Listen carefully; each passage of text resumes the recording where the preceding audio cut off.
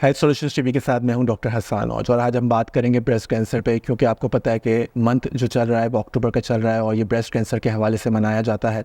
ये महीना breast cancer की अवेयरनेस के हवाले से मैं आप लोगों को कुछ आगाही देना चाहूँगा और उनमें से कुछ पॉइंट्स ये हैं कि रिस्क फैक्टर्स क्या हैं। कुछ फैक्टर्स ऐसे हैं जिनको हम चेंज नहीं कर सकते, तब्दील नहीं कर सकते, जबकि कुछ फैक्टर्स ऐसे हैं जिनको हम तब्दील कर सकते हैं। एक इंक्रीज़ एज, औरतों का 40, 45, 50 प्लस हो जाना, इसको आप रोक नहीं सकते, ये एक रिस्क फैक्टर है। उसके अलावा ये रिस्क फैक्टर है कि जो बच्चियों को माहवारी जल्दी हो जाती है या और जिनके मेनोपॉज लेट होते हैं, ये भी एक रिस्क फैक्टर है। इसी तरीके से कुछ रेसेस होते हैं जैसे कॉकेशियंस हैं, उनमें बहुत ज़्यादा ब्रेस्ट कैंसर के चांसेस होते हैं। और अफ्रीकन्स में जब होता है एक तो कम होता है, लेकिन जब होता है तो बहुत सीवियर लेवल का होता है। तीसरा फिर ये है कि हम जिन चीज़ों को कंट्रोल रख सकते हैं वो ओबेसिटी, मोटापे को कंट्रोल रखेंगे तो ब्रेस्ट कैंसर के चांसेस कम हो जाएंगे। इसी तरीके से अगर हमारी डाइट अच्छी रहेगी, अगर हम पीचेस का, एप्पल्स का, ग्रेप्स का, पोमीग्रेनेट्स का इस्तेमाल करेंगे, फलों का और लीफी वेजिटेबल्स का इस्तेमाल करेंगे, तो उससे भी हमारे चांसेस कम हो जाते हैं कैंसर के। उसके अलावा जो माएँ बच्चों को दूध पिलाती हैं, ख़ास तौर पे वो माएँ जो बच्चों को 1 साल से ज़्यादा दूध पिलाती हैं, उनके भी चांसेस कम हो जाते हैं ब्रेस्ट कैंसर के। और जो औरतें शादी करती हैं, नॉर्मल उनकी प्रेगनेंसीज़ होती हैं, जो अच्छे से अपनी फर्टिलिटी की लाइफ गुजारती हैं, उनके चांसेस कम होते हैं उन औरतों के मुकाबले में जिनकी शादी नहीं हुई होती है या अपने बच्चों को दूध नहीं पिलाती हैं। इसलिए शहरी ख़वातीन में जो माएँ काम की वजह से अपने बच्चों को दूध नहीं पिला पाती, उनमें कैंसर के चांसेस ज़्यादा होते हैं। देही ख़वातीन में भी कैंसर होता है, लेकिन उसकी वजह ये होती है कि यूजुअली जब उनको डिटेक्ट हो रहा होता है, जब उनको गठली महसूस होती है, तो उस वक्त वो शर्माती हैं अपने बच्चों को बताते हुए, अपने हस्बैंड को बताते हुए, अपने घर वालों को बताते हुए, डॉक्टर से रुजू नहीं करती, जिसकी वजह से वो फैल जाता है। तो जैसे ही आपको गिल्टी महसूस हो, आप पहली फुर्सत में आप अपने डॉक्टर को दिखाएं और डॉक्टर से मशवरा करें। आपका फ़ौरन मेमोग्राम होना चाहिए। 40 ईयर्स के बाद इंडिकेटेड है कि आप हर साल एक स्क्रीनिंग टेस्ट मेमोग्राम कराएं, ताकि गिल्टी, अगर कैंसर आपका होने वाला भी होगा तो वो पहले से पता चल जाएगा। जैसे कि अगर आपको हाथ से महसूस आज हो रहा है और आपने मेमोग्राम 1 साल पहले कराया, तो 1 साल पहले ही मेमोग्राम में उसकी आइडेंटिफिकेशन हो जाएगी कि कैंसर के चांसेस हैं। तो ये बहुत इंपॉर्टेंट चीज़ है जिसको आपको नज़र रखना चाहिए। उसके अलावा जो है, जिनका डेंस ब्रेस्ट होता है उसमें चांसेस भी होते हैं, लेफ़्ट ब्रेस्ट पे ज़्यादा चांसेस होते हैं, क्योंकि दोनों ब्रेस्ट के साइजेस सेम नहीं होते।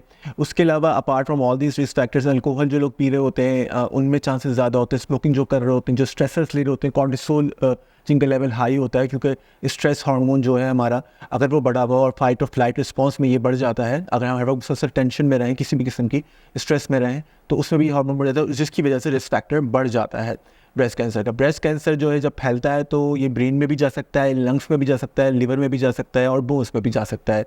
तो जब ब्रेस्ट कैंसर का हमें आइडेंटिफिकेशन होगी कि ब्रेस्ट में कोई गिल्टी है, तो हम उसका पहले तो अपने दोनों बगल जो होती है उनको चेक करेंगे कि उसमें कोई लिम्फ नोड इन्वॉल्व तो नहीं, उसकी बायोप्सी की जाएगी। और उसके बाद अगर कोई पॉजिटिविटी आती है तो चेस्ट का CT स्कैन भी किया जाएगा, ब्रेन का MRI भी किया जाएगा और उसके साथ साथ आपका बोन स्कैन भी किया जाएगा, ताकि ये देखा जाए कि बाकी ऑर्गन्स में तो नहीं फैला हुआ या फैला हुआ है। अच्छा, उसके अलावा ये सब चीज़ें तो ये हो गई। बाकी अगर ब्रेस्ट आपका कोई मसला आया है तो इसमें हम लोग बहुत शर्मिंदा हो जाते हैं। हमारी एक एक्ट्रेस है, इंटरनेशनल हॉलीवुड एक्ट्रेस है, फिगर है, एंजेलिना जूली।